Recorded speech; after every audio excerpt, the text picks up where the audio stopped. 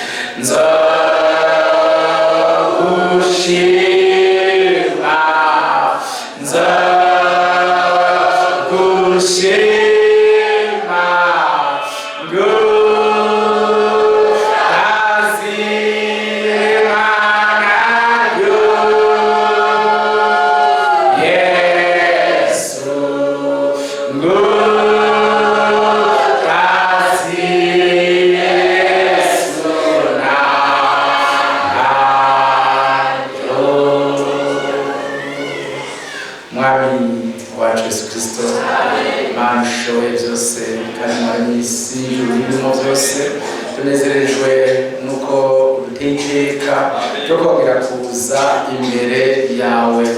Nitwari tubibereye Umwami Usumba byose, ariko nk'uko wakoze i Golgotha ugacungura abantu ataco bamaze nkatwe, niko Umwami Usumba byose n'uduteye iteka ryo kuza mu ngoro yawe tutabibereye. Mwami utuzanye kutweza, utwezeshe ijambo ryawe, utwezeshe n'amaraso yawe. Umutima wacu urakozwe ko Mwami, kubona icyubahiro waduhaye cyo kwemererwa kuvuga izina ryawe. Data ugororotse, tuje turi babi, ariko ngo tugire mwiza. Turi abanyantege nke, ariko twifuza kutwongera inkomezi.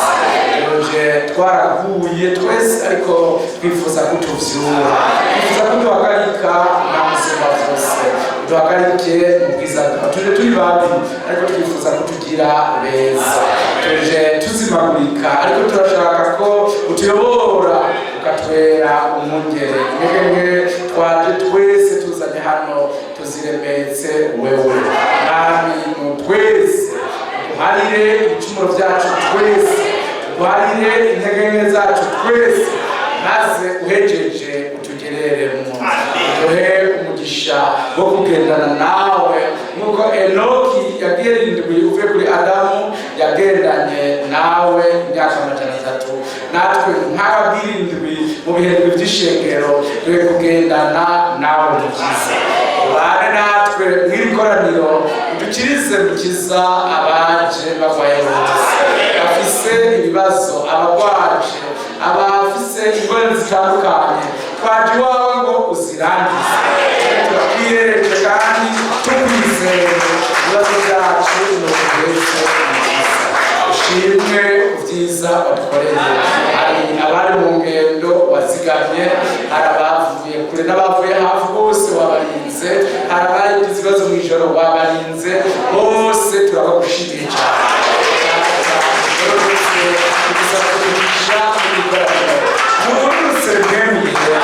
Nawe hagati yacu gusa, ariko nashike no mu bugingo bwacu no mu mitima yacu, abariwe ategeka byose muri twebwe no hagati yacu, maze ubwiza bw'Imana buseruke hano hagati yacu. Urakoze, turagushimiye cyane mukiza ibintu byiza byose wewe waravuze ngo cyangwa batataza bakanye mu izina rya Yesu Kristo uzosobane nabo. Wongera ko sinzobasika nk'imfuvyi, ariko nzogumana namwe gushaka imwe w'isi. Data ugororotse, ngwino bigaragaze ko bigaragaze turi hano, bituma twese tunyurwa, tuba konvenki kuri hano mukiza. Urakoze, turabyemeye kandi bisabye twizeye mu izina ry'Umwami wacu Yesu Kristo. Amen. Amen. Mwami abamugisha mubyakire mwese twakiriye mu izina ry'Umwami wacu Yesu Kristo. Tunezerwe cyane ni n'agakiza Imana yaduhaye, kuko tuzi ko turi mu minsi yo gusozera ubuzima bwa hano ku isi tukaja iwacu. Turi mu kugenda vuba. Amen. Kandi Umwami ashimwe, yaduteguriye ubuhungiro. Yarakoze nahimbazwe, ubu n'ibihe bitazoshira. Dushimye Umwami yateguriye ubuhungiro. Isi iraruhije, abantu bararuhije, ibintu biragoye byose, ariko Umwami ahimbazwe, yaduteguriye ubuhungiro. Yarakoze, nahabwe icyubahiro. Amen. Imana yacu nishimwe kandi yoheshimwe, yamye twitwararika uko bukeye uko bwije, kandi katubera maso. Mwese mukwiye kuzura ishimwe mu mutima, kuko Zaburi y'ijana ivuga. Twese tukwiye kuzura ishimwe mu mutima, tuje mu ngoro y'Imana Isumba byose. Umwami ahimbazwe, nahimbazwe cyane. Zaburi y'ijana ivuga amajambo meza ngo yemwe abari mu isi yose muvugirize Uhoraho impundu. Amen. Musabe Uhoraho munezerewe. Uravyemera nawe? Imana ibiduhe twese tusabe Uhoraho tunezerewe. Imana ibaheze. Imana ibahe. umugisha. Musabe uhoraho munezerewe. Amen. Imana ishimwe. Muze mu nyonga ziwe muririmba. Amen. Mumenye yuko uhoraho ariwe Mana, niwe yaturemye, natwe turariwe, turi abantu biwe, turi intama zo mu canya ciwe. Amen. Mushike mu birimba vyiwe mushima, no mu nyubakwa ziwe muhimbaza.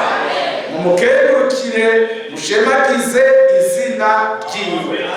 Uhoraho ari mwiza, imbabazi ziwe zihoraho ibihe bidashira, kandi ahora ari umwizigirwa no gushitsa ibihe byose. Amen. Imana ishimwe. Amen. Imana ishimwe. Ishimwe kandi ihabwe icyubahiro. Zaburi ivuze ngo dushike mu ngoro y'Uhoraho, mu nyubakwa ziwe duhimbaza izina ry'Umwami wacu. Amen. Kuko nivyo bikwiriye abatoranijwe. Birakwiriye ko abantu baza mu ngoro y'Imana bashima ibyo Yesu yabakoreye i Golgotha.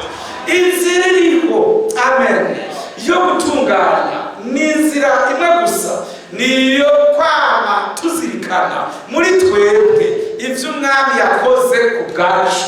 Tuzoronka intsinzi ku byaha byacu, turonka intsinzi ku ntege zacu, turemwe nk'abantu bashasha bitavuye kuri twebwe ariko biturutse ku Imana yakoreye i Golgotha.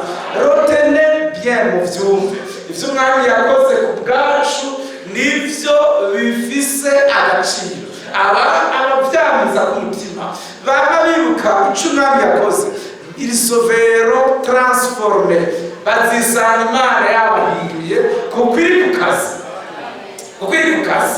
Umwami ahimbazwa. Umwami wacu ari ku kazi ko guhindura abantu babi ngo abagire abiwe, kandi ntarigera ananirwa, turabyizeye, kandi ntazigera ananirwa jusqu'à gushika adushikanye ku ntumbero. Umwami nahimbazwe, yongera ashimwe. Zaburi ritubwiye ngo mushike, verse 4, mushike mu birimba vyiwe mushima. Amen. Nta yindi nzira, nta kindi twemerewe, aucune chose, nta kindi kiriho twemerewe kiretse gushika mu ngoro y'Imana dushima. Imana ihimbazwe. Dushima. Imana ishimwe kandi yongera ishimwe. Dushike mu ngoro yiwe dushima. Umwami nahimbazwe. Ndabisubiramo kandi dushike mu ngoro yiwe dushima. Imana ishimwe. Mushike mu birimba vyiwe mushima, no mu nyubakwa ziwe muhimbaza. Mumukengurukire ku vyiza yabakoreye byose, mushemagize izina ryiwe. Aleluya. Ahimbaze Umwami Yesu. Kuko Uhoraho il est bon. Amen. Kuko Uhoraho ari mwiza, kandi imbabazi ziwe zihoraho ibihe bidashira, kandi ahora ari umwizigirwa no gushitsa. Il reste fidèle.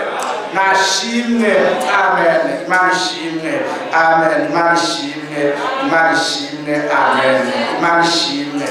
Amen. Turakomeje gusoma Zaburi 101 ngo ndaririmba ntazira imbabazi n'imanza zibereye. Uhoraho ni wewe ngira ndirimbire ishimwe. Nzokwitondera kugendera mu nzira itunganye, uzozaho ryari. Amen. Nzokwama ngendana mu nzu yanje umutima utunganye. Sinzogira ikibi nshira imbere y'amaso yanje, nani igikorwa c'ibigoryi nikizomatana nanje. Umutima ugoramye uzomvako. Amen. Kuvuga mbere hose. Imana ishimwe. Umutima wose ugoramye uzotuvako. Imana itwinde. Umutima uhengamye Imana iwudukize. Amen. Sinzogira ikibi menya. Amen. Uweshyira mugenzi we mu misho nzomurandura. Ugamika akagira umutima wibona sinzomwihanganira. Amaso yanje azoba kubizigirwa bo mu gihugu kugira ngo tubane. Aleluya. Ugendera mu nzira itunganye niwe azonkorera. umugunga ntazoba mu nzu yanje, ubesha ntazocimbatara imbere y'amaso yanje. Uko bukeye nzohonya abanyakibi bose bo mu gihugu, kugira ngo ndandure inkozi z'ibibi zose ndazimare ku murwa w'Uhoraho. Amen. Imana ishimwe yongere ihimbazwe. Mwene data, aya majambo yavuze n'ay'ukuri n'ay'Imana isumba byose ngo verset 3, sinzogira ikibi nshira imbere y'amaso yanje. Mwami abindinde n'abakurinde mu izina rya Yesu Kristo, maze nitugire ikibi na kimwe dushira imbere y'amaso yacu, habe twabe dutumbereye ivyo umwami yakoze ku bwacu. Imana ni nziza, twasomye ngo kuko Imana kuko ari mwiza kandi imbabazi ziwe zihoraho ibihe bidashira. Umwami nahimbazwe. Amen. Pawulo ati muri ano majambo yo muri Timoteyo wa mbere, muri Timoteyo, mwenda Pawulo yandikiye Timoteyo aya majambo meza rwose twasomye ejo. Imana ishimwe, ejo avamine twasomye aya majambo ni meza cyane. Avuga ngo ndashima. Timoteyo wa mbere cya mbere umurongo wa 12 ati ndashimira Kristo Yesu. Amen. Imana ishimwe.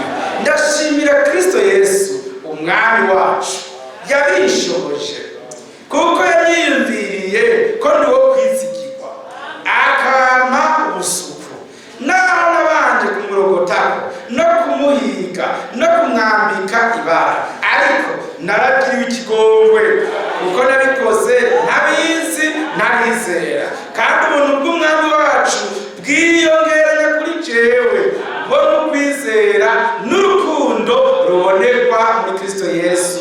Amen. Imana ishimwe. Amen. Iri jambo niryo kwizerwa rikwiye kwemerwa rwose, yuko Kristo Yesu yazanywe mu isi no gukiza abanyabyaha, muri bo jewe ndagahebuza. Amen. Mbese ngenda ari byiza muri iki gitondo koko Kristo Yesu abantu bose twaje hano rekonesa twemera ko turi babi, yaje aje kunkiza jewe mubi, aje kugukiza wewe mubi, yaje gukiza twebwe abanyabyaha. C'est pourquoi twaje twese turi babi. Pawulo ati iri jambo niryo kwizerwa. Amen. Iri jambo niryo kwizerwa ko umwami wacu azodushikana ku ntumbero twese. Umwami ashimwe, umwami yongera ashimwe. Il nous fera atteindre le but. Il est malishimwe, yongera ashimwe. Lui seul wenyine azobikora. Pawulo ati umwami ashimwe. Amen. Niwe yabishoboje, ce n'est pas moi. Niwe yabishoboje, nahimbazwe. Niwe yabishoboje, yashoboje gucika umwana w'Imana. Oui, amen, nahimbazwe. Hanyuma akomeje ati yaniyumviriye kwibi bintu mwiriye kuba mu bazovyakira. Nashimwe. Yaniyumviriye ko mwiriye kuba mu mugeni wa Yesu Kristo. Mbese ibyo ni byiza yarakoze umwami wacu. Twatwiyumvire ko turabo kubona, kuko hariho mbese murabyize muriza ko araba yiyumvire ko azobasya bose, ariko wewe pasa kasi atari ibyo ukwiriye me kubw'ubuntu bwiwe yakwiyumviriye yuko ukwiye kwakira agakiza. Nahimbaza yongera ashimwe. Muri kino gitondo dushobora kuvuga tuti yari mu magana menshi y'abanyabyaha yadoranijemo ngo mbe inshuti yiwe, yarambohoye avana mu rupfu anjana mu bugingo. Imana ishimwe. Azokomeza kunyeza kuko yaje mu isi gukiza. Iri jambo niryo kwemerwa. Pawulo avuze ngo mbere niryo kwemerwa rwose yuko Kristo Yesu yazanywe mu isi no gukiza abanyabyaha, muri bo jewe Jerome ndagaheta. Amen. Imana ishimwe. Ariko icyatumye verse 16, icyatumye ngirirwa ikigongwe ni ukugira ngo Yesu Kristo yerekanire muri jewe gahebuza ukwihangana kwiwe kose. Amen. Mbe icyitegererezo cy'abazomwizera bakaronka ubugingo budashira. Amen. nashimwe ibihe byose. Icyatumye amagakiza ntari imbere kwari kugira yerekane, mbese nawe urashobora kubyemera ko nawe urimo muri iyo liste, nawe urimo, kwari kugira umwami yerekane ukwihangana kwiwe kose. Amen. Niko kuduteretse hano, icyubahiro cy'Imana yacu gishimwe hejuru yacu. Amen. Umwami nahimbaza.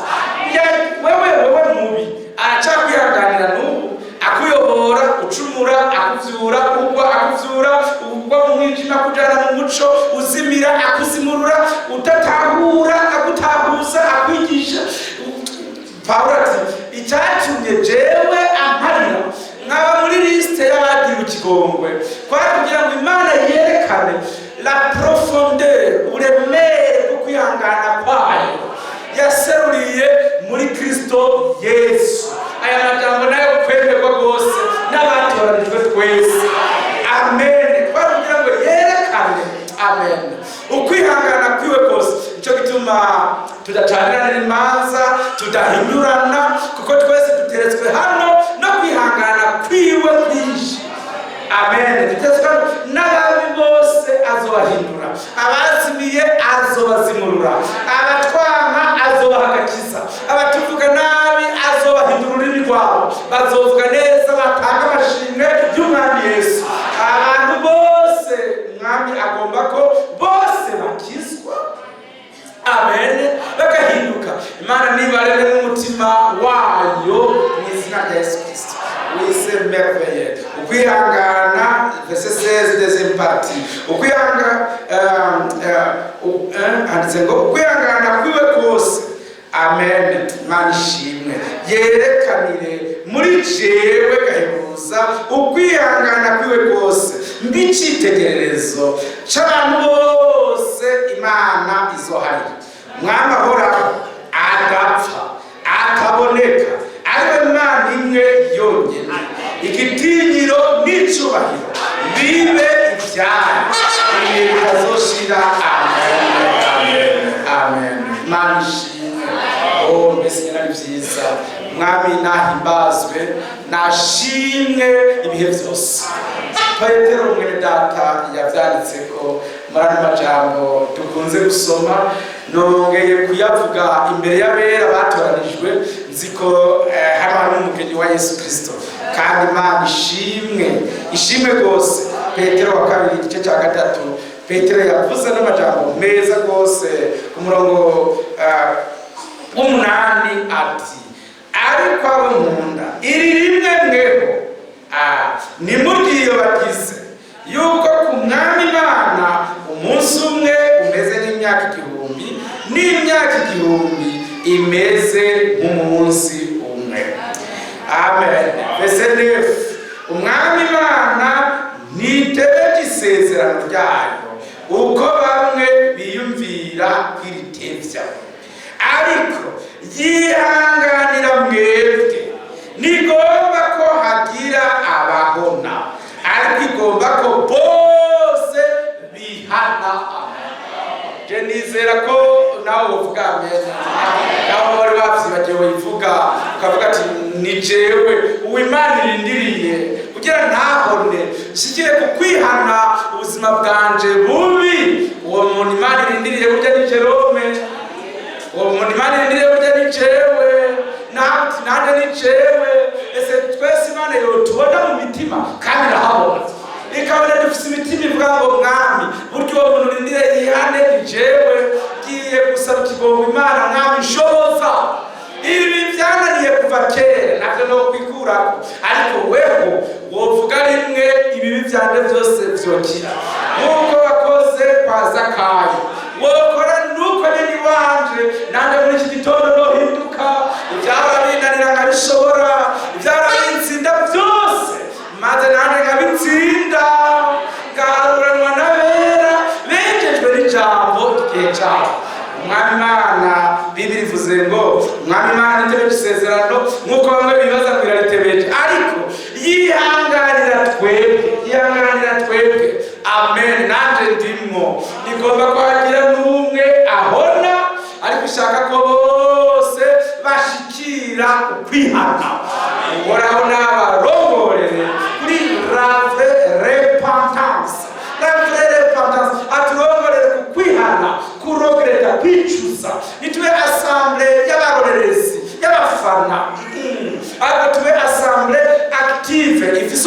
umutima baza kwihana muri asambure kugira ngo Imana ituvane n'ikibi nitunezererwe gucumura nitubane navyo. Ni umwanzi wacu, ahubwo tugende twihana uko tuguye dusaba umwami atuvyure, uko twibijwe mu mazi dutarika akaboko ati wega mwami ndadobereye.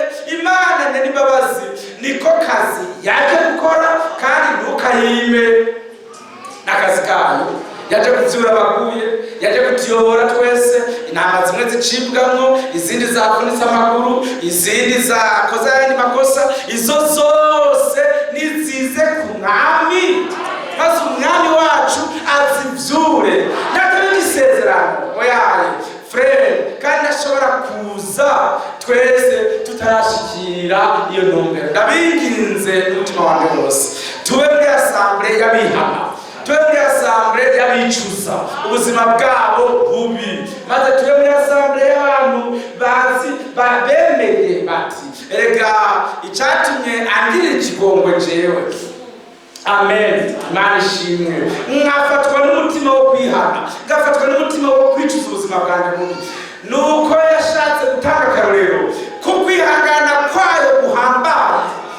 Amen. Kuko nari umunyakibi kurusha abandi babi bose, ariko Imana nishimwe, nanjye yaranyemeye abikwiye. Imana nishimwe. Pawulo yongera avuga no mu Baroma aya majambo meza rwose. Imana ishimwe, Imana ihimbazwe, yongere ishimwe ibihe byose. Mu Baroma handitse aya majambo meza rwose, kandi icomba abafrere n'abajana twese tukayasomera hamwe kugira ngo tuyakurikirane, umwami ayaduhemwo umutsima w'ubugingo. Amen. Imana ishimwe. Verse Baroma igice cya 5 haranditse aya majambo meza. Baroma chapitre 5.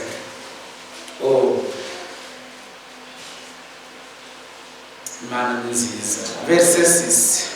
Tugifise intege nke mu gihe gikwiye, Kristo yapfiriye abatubaha Imana.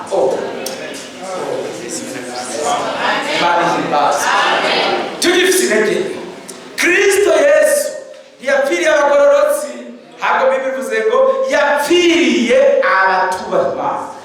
Et je faisais nombre, mais par sa grâce il m'a sauvé. Verse 7. Kwari bigoye ko umuntu apfira umugororotsi, umunyangeso nziza kumbure umuntu yotinyuka kumupfira, ariko Imana yatweretse urukundo rwayo. Numva noshima ugacabukira, ariko Imana yatweretse à moi et à toi mon frère. Imana yatweretse, ariko Imana yatweretse urukundo rwayo. Imana ishimwe. Dieu nous a témoigné. Niko kwatuzanye hano turebe kurukundo rwayo, niko kwaturamukije, niko kwandaje abandi bagwaye, niko kwatumye turirimba, niko tuma tuvuga amen, niko tuma duhumeka. Imana yatweretse. Mais Dieu, ese murabyize?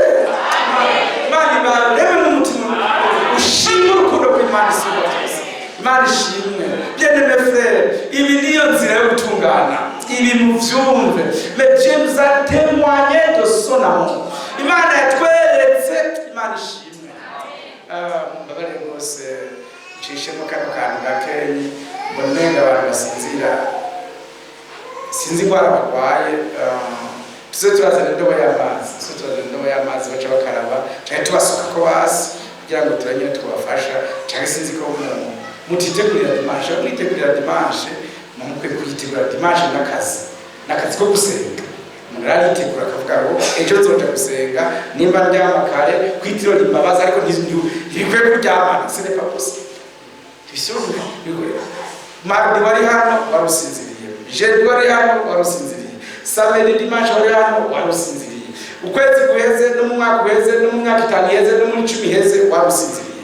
Niho nawe wovuga uti bijya bintu bintera ngiye kubirwanya. None basi none umuntu yiba mu mwaka guheze agume yiba no mwaka kameme, namwe biba muri kutudendereza nitwopresha abantu basinziriye, tudukwe kupresha abantu bavyumviriza.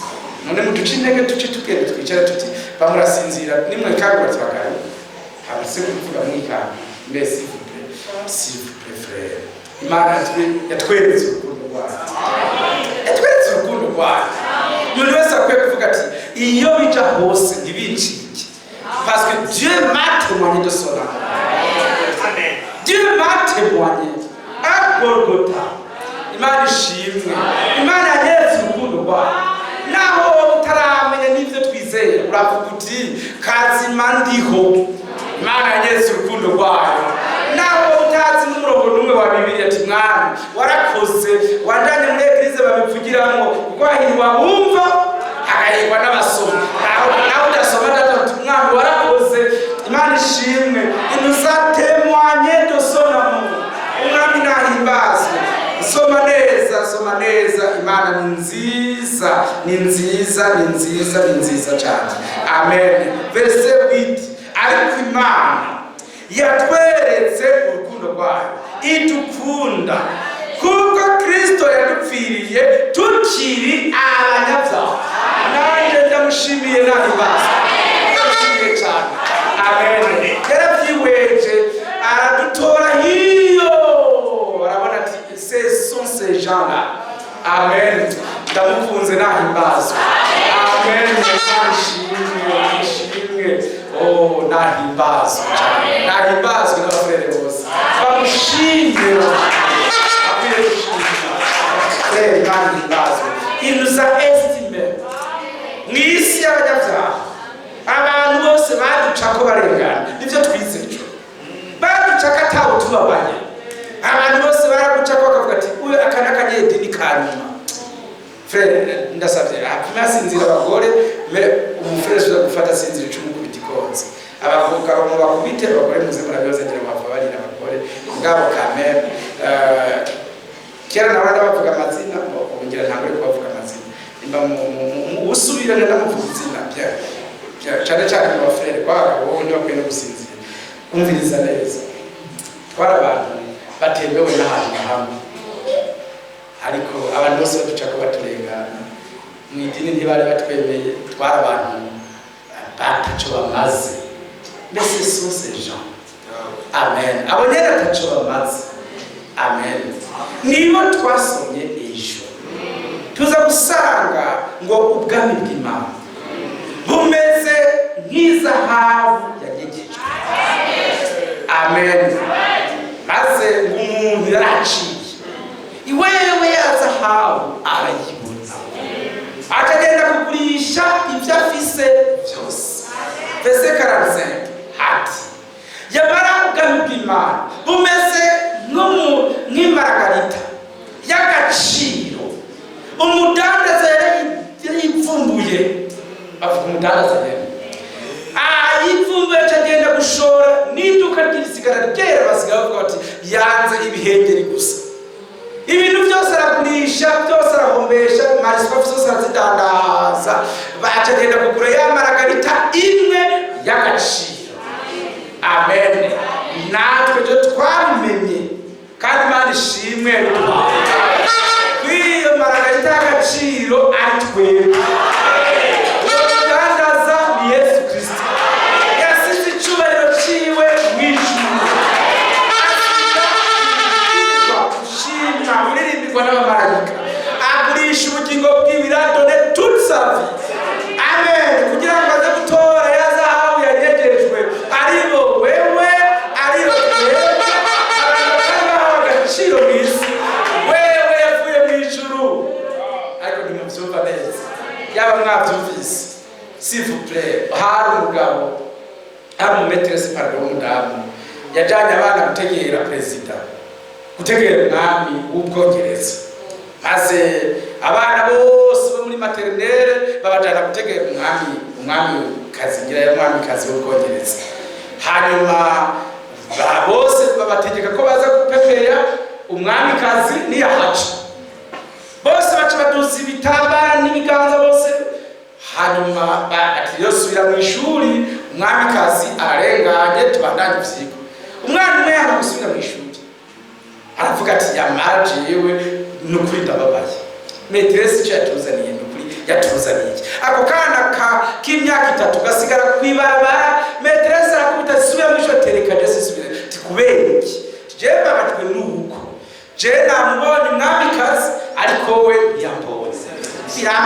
cyane ko natambonye by'ukuri agahinda none twebwe uw'abami n'abamikazi batabonye hari umwami yavuye mu bwiza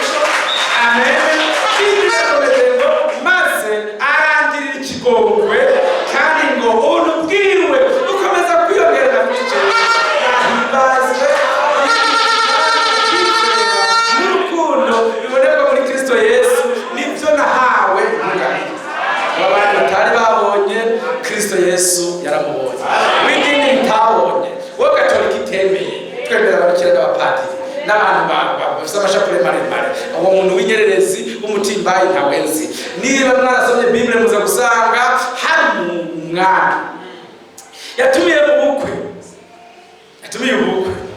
abambere bati ngiye kugerageza inka zanje sinza wa kabiri ati nafatiriwe sinza wa gatatu ati urubanza rwawe sinabwibutse sinza abanyacubahiro bose bari babigenewe ntibahabonetse bose bari bafite invitation tout le monde absent ariko haba umwami yari umwami mwiza ntashinze bw'amwami ni Yesu Kristo ababwiye abapredicateurs aba-evangeliste ati genda mu mayirani murasangayo abatimbaye batiteguriye ubukwe abantu banuka barara n'ibarabara mubagobere mubahate kuko amazimano ari tayari mubanzanire amen maze kubera ari babi mubatege amazi hariya ku rugi mubatege n'impuzu zera mubatege n'amavuta yo kubamotesha ni uza wese yambaye ibinyenkubete by'igitimbayi mumwose mumwambike impuzu zera mumusiga amavuta mumusome mumuhe icyicaro bari ku mwami nande yankore yasanga mu gitimbayi byaha aranzana aleluya anyogesha ijambo ryiwe avana mu nyigisho z'ubuzima naragiyemo anyogesha amaraso yiwe ankiza ingeso bine naraguyemo anzana mu gakiza uwo mwami nashimye utomushima reka tureke abasinzira tubareke basinzira naho twe tumushima abadiyakoni bari bagende bicaye bareka abantu basinzire kuko hari abaje gusinzira n'abaje kumushima bareke tumushime noneho iremeveye akwiriye gushima amen bibi tubwiye ngo lise son frère amen ariko Imana souligne bien muhacakarongo ariko Imana yatweretse urukundo rwayo idukunda kuko Kristo yadupfiriye tukiri abanyabyaha amen verset 9 nuko none tumaze gutsindanishirizwa n'amaraso yiwe tuzorushiriza guheshwa nawe gukizwa uburake bw'Imana mbese Imana ishimwe cyane Bibiliya iratwemereye kandi n'Imana bivuze Bibiliya ivuze ngo abo yejeje abo yababariye bazorushiza guhabwa nawe amen usoma neza frere mubisome mwongere mubisulinye neza bazorushiza guhabwa nawe ko bamaze gutsindanishirizwa bakaba justifié tuzorushizwa guheshwa nawe gukizwa uburake bugiye kuza amajambo n'ay'ukuri n'ay'ukuri n'ay'Imana byose abarusiya bashaka barwane n'abanyamerika abatirike n'ababatere abasiriya abantu batere n'ingorane n'intambara zose zibamuraze Bayisirayeli baterane n'abaribani n'abayiraniye na za Kiba n'ibindi byose byandagate bifatana uko bifatana kose Bibiliya iratwemereye ngo tuzorushiza guhabwa nawe uburake bugira buze ni kuri uyu murongo amen wanditswe muri Baroma igice ca 5 ku murongo w'9 duhagaze ko kwemeza ngo nzobarungikira Eliya. Uwo munsi wambaye kandi ubwoba utashika azoza, haleluya, ari nyuma ya Eliya azogisagana ahuza imitima y'abana n'iyabasa. Nashimwe cyane ibyizigiro intumwa zari zifise n'iby'Imana yabakoreye byose. Imana natwe n'ibyo yahisemo kudukorera. Iyo Mana ndayishimiye cyane, ishimwe y'abanyafurika. Bibiri ivuze ngo umva azogisagana ahuza imitima yacu twebwe abana n'abadata intumwa, maze Imana ibiremeje nanjye nzokwama ndabishyuza iminsi yose.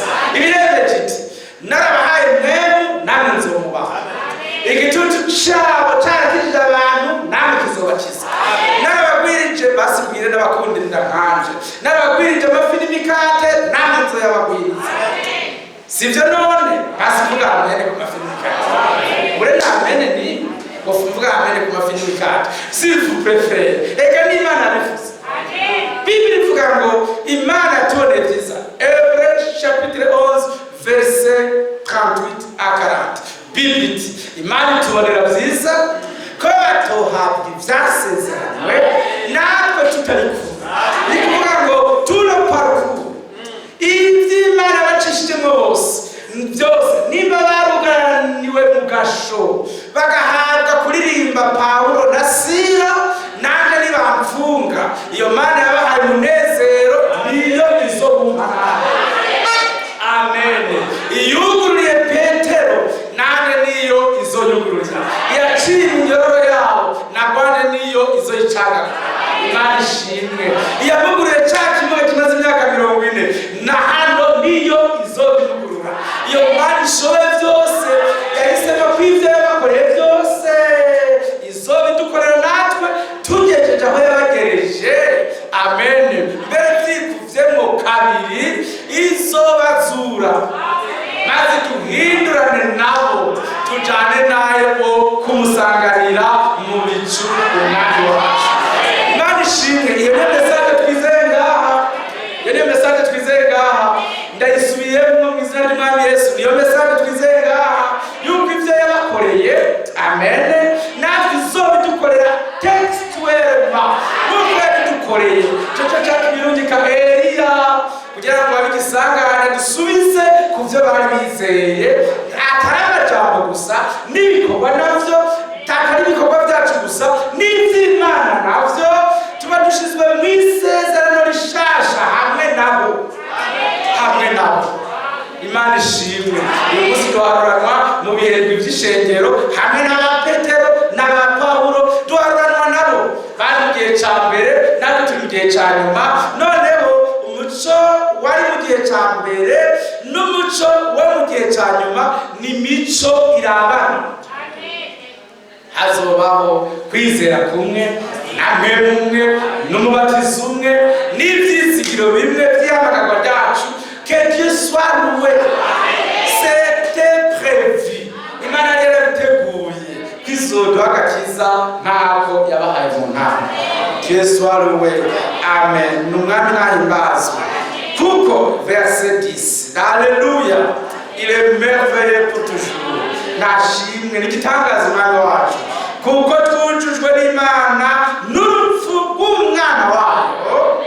Amen. Tukira abansi bayo, none tumaze kuzura nayo ubugingo bwiwe buzorushiriza kudukiza. Amen. Oh Seigneur, Imana ishimwe. Dushima Imana ku bwa Yesu Kristo. Mbese muri bivuga ko ndababwira dushima Imana ku bwa Yesu Kristo, turirimba ku bwa Yesu Kristo. Amen. Dutanga amashimwe ku bwa Yesu Kristo kuko twujujwe n'Imana. Amen. N'urupfu rw'umwana wayo yatanze ku bwacu kugira ngo twese abamwizera wese ntituzopfe rubi ariko duhabwe ubugingo budashira.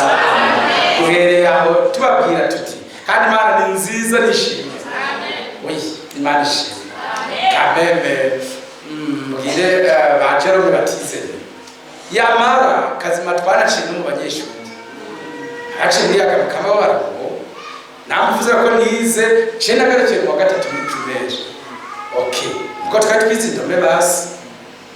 indome basi ese muravyumvira ko ndababwiye hanyuma mugabo nibavuga ngo abaciye mu banyeshuri ni bande ndetse nzokiza none cenda naciye mu gatatu nane nzokiza baciye abo mu ndwi bahagurutse sinzohaguruka mugabo abaciye mu banyeshuri nane nzocamo hagiye muri kaminuza bahagurutse duhaguruke baciye mu banyeshuri twese bataciye muri akamukama nabo muri kaminuza tuzohagurukana reka niko bimeze ico gituma niko ndabwira abafere il nous a racheté. Yaba mwari muvyumva muvunyiza intebe twokwamwe turakora Alex kwa baradukoreshereza izindi kubera fere kubona honyine Imana yaratwemereye tukizera Yesu Kristo nk'umucunguzi wacu c'est fini dufise ubugingo budashira iyo ni nta dufise la vie umuntu wese asengera ngaha yize Yesu Kristo kwa umucunguzi wiwe automatiquement afise la vie. Kuvuga naho ntoba mu bugeni naho toba mu bugeni reka mvuga undi tutazi ngira nta Maragarita reka tuvuge Maragarita tuvuge nka Maragarita natari mu bugeni Maragarita kamere ari afise ubugingo budashira wibuno isawa ni kuvuga wamuriwe Gihenomu yizeye ko Yesu Kristo ari umucunguzi wiwe wamuriwe Gihenomu yarawukitse. Ahari hose washaka ntabarashika no ngaho nimba yizeye ko Yesu Kristo ari umucunguzi wiwe Gihenomu yarakitse. Sivyo gusa mumbabarire mu vyumve twegere hepfo rero tuve mu rugo muri troisième primaire abo bakije ko n'abanyeshuri abo turabibitseko tugende mu bo muri bagarukiye mu gatandatu basi abo ni bande rero n'abantu bo bizeye ivyizerwa vy'umugeni ariko bakwega amaguru ngo kamere bari bahashitse Imana yasindengane mbere ndabashize nk'izuka ryambere abo bizwi inkumi z'ibicucu mbere bazozuka bafatanye n'umwami kuganza imyaka igihumbi kumbe bwa muri bazoja kuganza imyaka igihumbi nabo les vierges folles inkumi z'ibicucu zizoba zazutse 144 by'Abisirayeli bazoba bazutse Yesu azoza kuganza batakimumva barimo tuje muri secondaire na kaminuza rero ni inkumi z'ubwenge Imana ishimwe aba nabo rero barahambaye cyane n'abantu bumvishije ubutumwa babutwarana urukundo rwa Kristo Yesu bagenda banezerewe bayishima si kubw'inkomezi zanjye ariko ni kubw'ubuntu bwawe nawe ishoboza kandi Imana ishimwe abo rero nabo bo barahambaye bazocira n'imanza abamarayika Imana ishimwe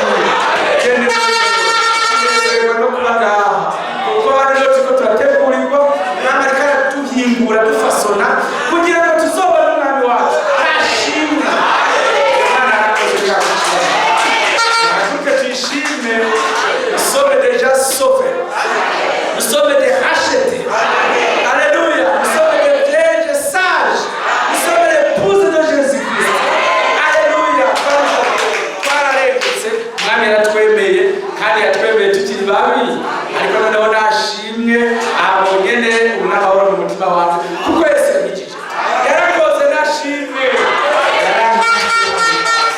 yaramushimye cyane nakwiye kwamashima yamwese mufashwe no kumushima ibyo byari tubereye.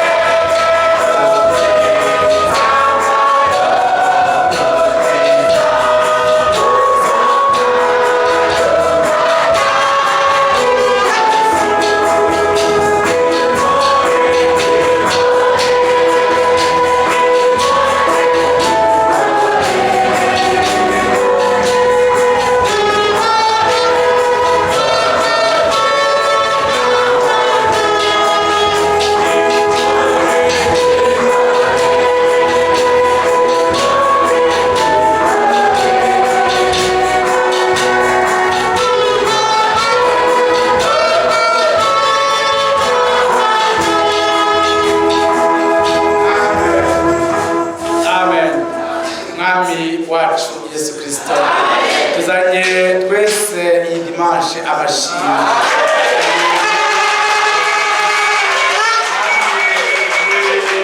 Igitondo ciza c'umugisha cyo kongera kwibutswa amajambo y'intsinzi yacu. Mwami waratsinze ubwacu, wikoreye ibyaha byacu ubijana ku bita ujana tubibagiza.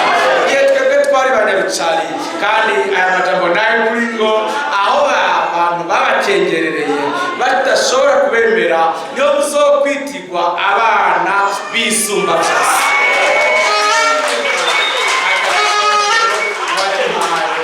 Bakaduhaye imiryango yacu yaduha agaciro nkaka n'inshuti ze zakaduhaye, ariko mwami we wasize ibyiza bwawe, wasize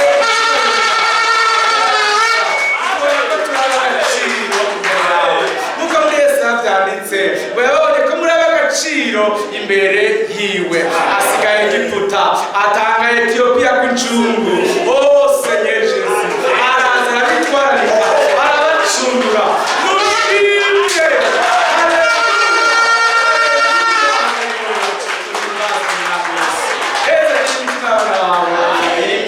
Yawe mwami ntagire n'umwe agenda kongera, ariko twese tugume mw'iri kanguro ryawe.